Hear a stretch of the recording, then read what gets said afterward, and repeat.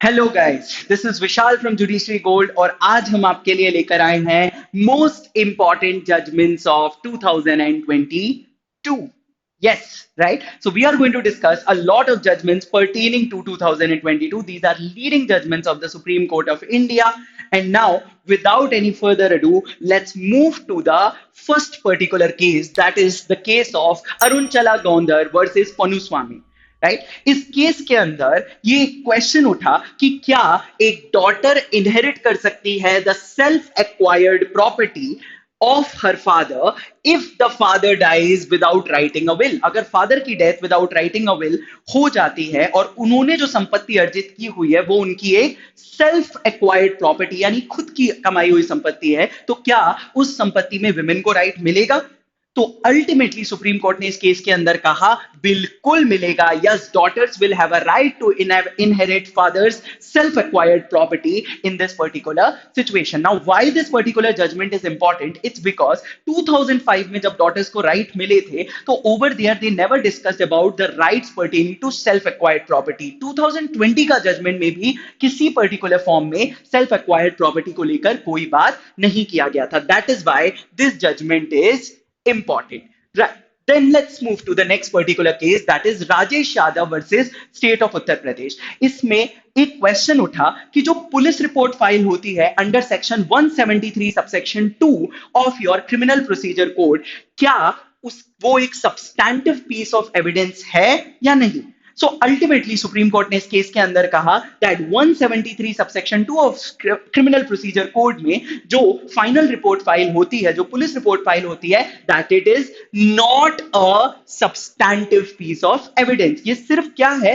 ये सिर्फ पर्टिकुलर जो जो पीस ऑफ एविडेंस आपने कोर्ट के सामने पेश की हुई है, ये सिर्फ एक ऑब्जर्वेशन है, right? It is just what? It is just the opinion और the observation of the police officers while they are conducting the investigation. Hence उसे हम एक सब्सटैंटिव पीस ऑफ एविडेंस के तौर पर नहीं मान सकते। Next case over here is the case of Lukose Zachariah versus Joseph and others का, राइट? इस केस के अंदर एक बहुत इंपॉर्टेंट पॉइंट रेज किया जाता है, that is the contradiction between section 173 subsection 2 and section 173 subsection 8। 173 subsection 2 के अंदर अगर कोई पुलिस रिपोर्ट ऑलरेडी फाइल कर दी जाए, राइट, एंड इसके बाद में पुलिस इन्वेस्टिगेशन कर कर लेटर एक supplemental report under 173 subsection 8 file करती है और दोनों में दो अलग बातें कही गई हैं, यानी कि ये कॉन्ट्रडिक्शन है, तो किसको तवज्जो दिया जाए? That is the issue which was raised in this particular case. Supreme court ने अल्टीमेटली इस केस के अंदर ये कहा that both the particular reports को हमें कंजॉइंटली देखना पड़ेगा और इस कंक्लूजन पर पहुंचना पड़ेगा कि after looking at both the particular reports कि क्या हम प्रोसीड कर सकते हैं इस केस में आगे या प्रोसीड नहीं कर सकते हैं। This case is relevant from the point क्योंकि हाई कोर्ट का जो जजमेंट था उसको यहां पर एब्सोल्युटली ओवररूल करते हुए सुप्रीम कोर्ट ने ये इंपॉर्टेंट ऑब्जर्वेशन यहां पर प्लेस किया है। हाई कोर्ट का ये कहना था कि 173 सबसेक्शन 2 जो है वही पर्टिकुलरली वही रिपोर्ट जो है ऐसे कॉन्ट्रडिक्शन के वक्त पर उसी पर रिलायंस प्लेस किया जा सकता है, लेकिन सुप्रीम कोर्ट ने कहा हुआ है कि these particular reports have equal relevance। इनकी जो रेलेवेंस है वो कैसी है? इनकी जो रेलेवेंस है वो बिल्कुल equal relevance है under this particular situation। So that's what you are supposed to remember pertaining to this particular judgment. Now, the fourth particular case in this series is the case of Kishore Madhukar Pinglekar versus Automotive Research Association of India.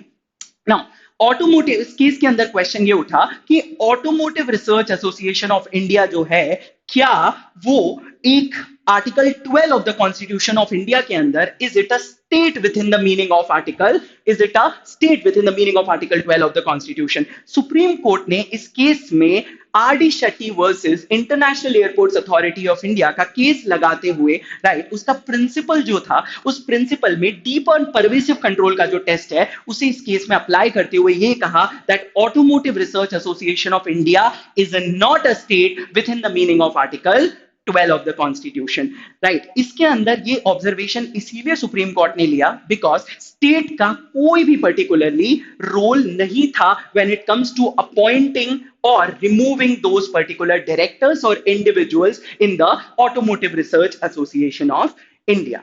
Next, Next case in this particular series is New Okhla Industrial Development Authority versus Rama Ravindra Kumar Singhvi का case. इस case के अंदर होता क्या है कि एक flat allot होता है किसको, राम रविंद्र को। नाउ राम रविंद्र को ये फ्लैट अलॉट करते वक्त कुछ डॉक्यूमेंट्स फाइल करने के लिए कहा जाता है और कुछ एफिडेविट फाइल करने के लिए कहा जाता है। राम रविंद्र डॉक्यूमेंट्स तो सही देते हैं, लेकिन जो एफिडेविट है वो फॉल्स एफिडेविट यहां पर स्वॉन करते हैं।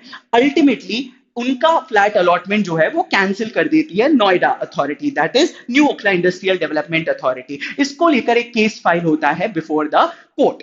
अल्टीमेटली सुप्रीम कोर्ट इस केस में relevance and importance of affidavit बताते हुए इसके फ्लैट अलॉटमेंट को कैंसिल करते हैं और ये कहते हैं आप एफिडेविट पे अगर झूठ बोलते हो तो इन दैट पर्टिकुलर सिचुएशन आपके ऊपर कंटेम्प्ट चार्जेस बनते हैं। और उन्होंने साथ में ये भी कहा that the Supreme Court in this particular case held that affidavit सिर्फ merely कोई sheets of paper नहीं है, they are not merely sheets of paper but they are solemn statement of oath, right? वो एक solemn statement है based on oath, and अगर आप oath पर झूठ बोलते हो तो आपके ऊपर जो भी particular proceedings of contempt बिल्कुल चलाई जा सकती हैं। Next case in this series is the case of State of MP versus R D Sharma का केस। अब state of MP versus R D Sharma का केस जो है वो एक इंपॉर्टेंट पॉइंट के ऊपर बात करता है, that is equal pay for equal work. Equal pay for equal work को इस केस के अंदर एक क्वेश्चन उठा कि क्या ये fundamental right of the Constitution of India में whether it forms a part of fundamental right under the Constitution of India or not. So एक जजमेंट था that was Randhir Singh versus union of India. इस case के अंदर पहले ये कहा गया था that equal pay for equal work is part of the fundamental right of the constitution of India under article 14। इस जजमेंट को ओवररूल करते हुए state of MP versus R D Sharma में सुप्रीम कोर्ट ने यह कहा that equal pay for equal work is not a part of the fundamental right under the constitution of India, it is merely a directive principle of state policy under article 39 clause D. ये सिर्फ क्या है, ये सिर्फ एक constitutional goal है, it is just a constitutional goal जो हमारा स्टेट या गवर्नमेंट अचीव करने के लिए ट्राई कर रहा है, but it is not a fundamental right. Next the case is state of MP versus Jogendra का केस है। इस केस के अंदर एक वाइफ को बोला जाता है to bring certain amount for the construction of that particular house. Now इस केस के अंदर लेटर आगे चलकर अगली टर्न ऑफ इवेंट शुरू होते हैं और वाइफ को क्रूअल्टी वाइफ के साथ में क्रूअल्टी की जाती है to bring that particular amount for the construction of this particular flat. Now ultimately supreme court में एक पेटिशन लगती है और in this particular case question ये उठा कि क्या ऐसा अमाउंट मांगना वुड इट अमाउंट टू, क्या ये अमाउंट करता है डिमांड फॉर डाउरी के लिए। सो अल्टीमेटली ऐसी कोई भी डिमांड्स लेना would qualify as demand for dowry within the meaning of section 498A as well as section number 304B of the IPC. अगला केस हमारा इस सीरीज में चलता है that is the case of Monirul Mulla versus the state of West Bengal. In this particular case एक बहुत important question raise होता है। This case pertains to section 53 of the IPC. ये सेक्शन 53 ऑफ आईपीसी को लेकर केस है। इस केस के अंदर कैलकाटा हाईकोर्ट जो है एक डायरेक्टिव इशू करती है किसको, ट्रायल कोर्ट्स को। एक डायरेक्टिव इशू करती है ट्रायल कोर्ट्स को वेस्ट बंगाल में, ये स्टिपुलेट करते हुए that sentence of life imprisonment till death without any scope of remission can only be passed in rape cases। सिर्फ रेप केसेस के अंदर राइट आप क्या पास कर सकते हैं, वो ट्रायल कोर्ट को डायरेक्टिव दे रही है कि life imprisonment of sentence till up to death आप पास कर सकते हो। तो ये केस पहुंचता है सुप्रीम कोर्ट के पास कि क्या ये डायरेक्टिव सही इशू किया है हाई कोर्ट ने to the lower courts. So ultimately supreme court इसे गलत मानते हुए ये कहती है that such a sentence of life imprisonment till one's life can only be imposed by the higher judiciary। ये सिर्फ higher judiciary impose कर सकती है। Now what is higher judiciary? It can either be imposed only by the high court or by the supreme court when commuting those sentences, जब उन sentences को commute कर रहे हो. Next case in this particular series is very important case, that is the Jacob Poliwal versus Union of India. Now Jacob Poliwal versus Union of India के case में case relate करता है किसको लेकर, हमारे कोविड वैक्सीनेशन पॉलिसी को लेकर. So now union government और जो स्टेट गवर्नमेंट है वो कई सारी गाइडलाइंस जारी करती है अपने लोगों के लिए, ये कहते हुए कि आपको कोविड वैक्सीनेशन करवाना होगा, it is a mandatory requirement. Now Jacob Puliyel जो है वो एक पेटिशन फाइल करते हैं in this particular regard, in this very name, ये कहते हुए कि ये तो it is a violation of article 21 of the constitution of India, ये मेरे राइट टू बॉडीली इंटेग्रिटी के अगेंस्ट में जाता है.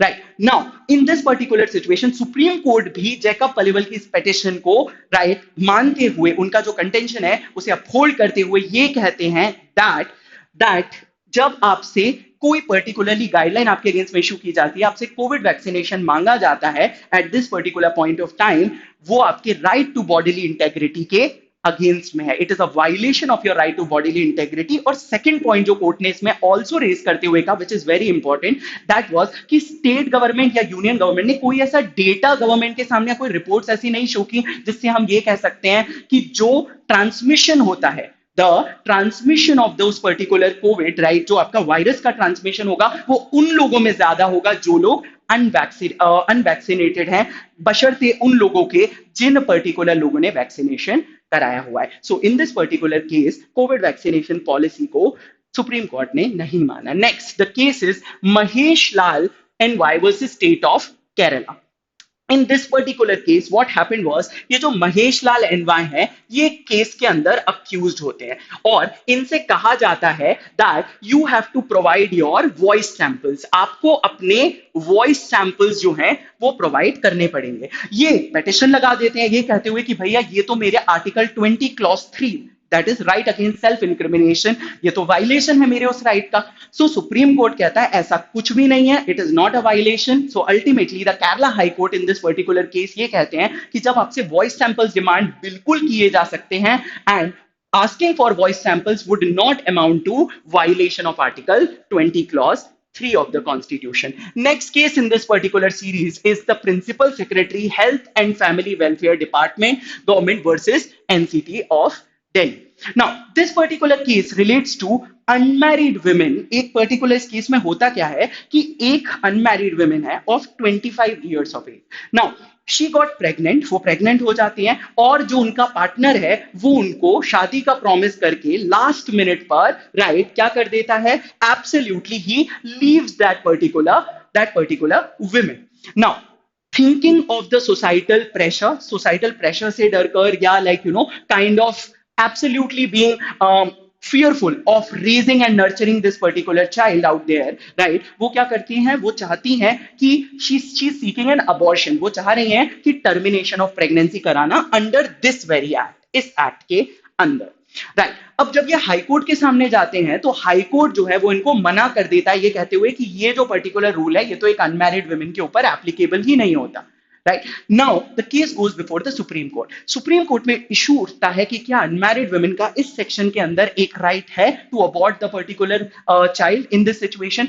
अल्टीमेटली सुप्रीम कोर्ट ने इस लैंडमार्क डिसीजन में क्या किया, एक इंटरिम ऑर्डर पास करते हुए ये परमिट किया that the appellant to terminate her pregnancy. और सुप्रीम कोर्ट ने एक रिमार्केबल जजमेंट में ये कहा, उनका ये ऑब्जर्वेशन है in this case that unmarried women can not be denied their right to safe abortion merely because of the orthodox belief of the society and thus enable the unmarried women to live a dignified life of her own choice. Right? Then इसके बाद में हमारा एक case आता है, that is the case of आयशत Shifa versus state of Karnataka. ये case है हमारा हिजाब बैन को लेकर. Right now Karnataka high court में जब ये केस जाता है रिगार्डिंग हिजाब बैन, तो Karnataka high court in this particular case ये कहता है दैट कि wearing of the hijab of Muslim women is not required by the law and Karnataka government has absolute authority to implement the uniform requirement. कि वो uniform requirement जो चाह रहे हैं कि सब लोग एक ही तरह के like you know uniforms वगैरह पहन के आए, that is absolutely right and hijab ban is perfect. Right now ये कहना था हाई कोर्ट का। इस बात को लेकर कई सारी लोगों में आक्रोश आता है और कई सारी अपील्स फाइल होती हैं before the supreme court. Now in appeals की लेजिटिमेसी को डिसाइड करने के लिए दो जज बेंच कॉन्स्टिट्यूट होती है, टू जज बेंच वाज कॉन्स्टिट्यूटेड। एक जज हैं जस्टिस धूलिया और एक जस्टिस हैं justice Hemant Gupta. Right now अब ये जो केस है, इस केस के अंदर जो सुप्रीम कोर्ट में ये पॉइंट आता है, तो हेमंत गुप्ता साइड लेते हैं किस पॉइंट पर? They basically are they are basically talking about, right, उनका जो सोचना है it is absolutely inclining with the high court of Karnataka. वो भी यही कह रहे हैं कि जो हाई कोर्ट ऑफ कर्नाटका ने कहा वो सही है और इन अपील्स को डिसमिस कर देना चाहिए। नेक्स्ट, लेकिन इसके बाद में एक बहुत इंपॉर्टेंट पॉइंट आता है जस्टिस धूलिया। जस्टिस धूलिया का ने बिल्कुल अपने सीनियर जज जो कि justice Hemant Gupta was the senior in this case, उनसे इत्तेफाक ना रखते हुए ये कहते हैं that a Muslim girls decision to wear a headscarf is her own right। वो उनका खुद का एक चॉइस है, it is absolutely a personal matter और इस पर किसी तरीके की कोई रुकावट कोई भी नहीं डाल सकता है, बिकॉज ये आर्टिकल 21 का वायलेशन हो जाएगा।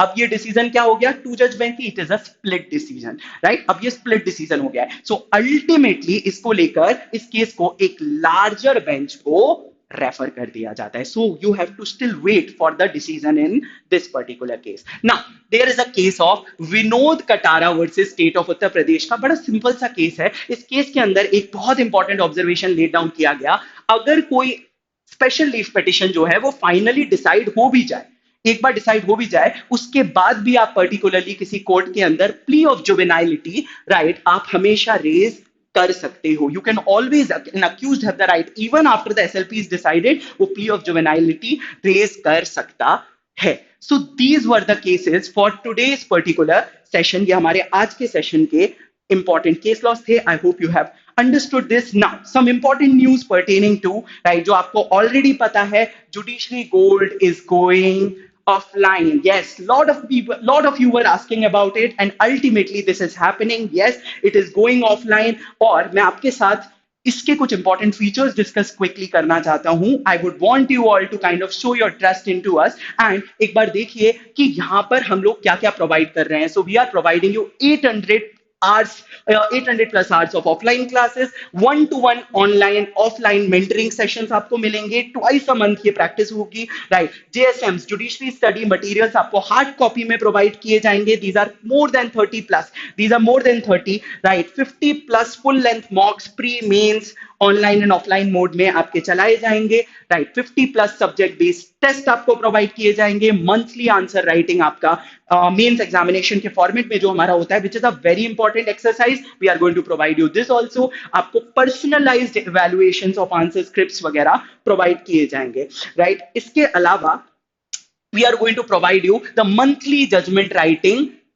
exercises, right? We are going to provide you the whole particular point। ये लोगों को बहुत इशू होता है रिलेटिंग टू कि हमारी जजमेंट राइटिंग के लिए कई बार आपको सेपरेटली जाना पड़ता है, but here we are going to provide you the monthly judgement writing sessions also, right? We are going to provide you the offline mock interview preparation sessions as well, right? State specific crash course भी रहेगा, state specific test series यहाँ पर available है, right? So we are going to provide you everything whatever you are seeking over here, right? All India open mocks आपको provide किए जाएंगे and we assume and we hope that you will show your trust into us and I hope this was a good particular session. Meantime, we are going to see you, right? Hopefully we are going to see you over here और हम साथ बैठकर भी discussions कर पाएंगे। Meantime, thank you so much. I hope you had a great session.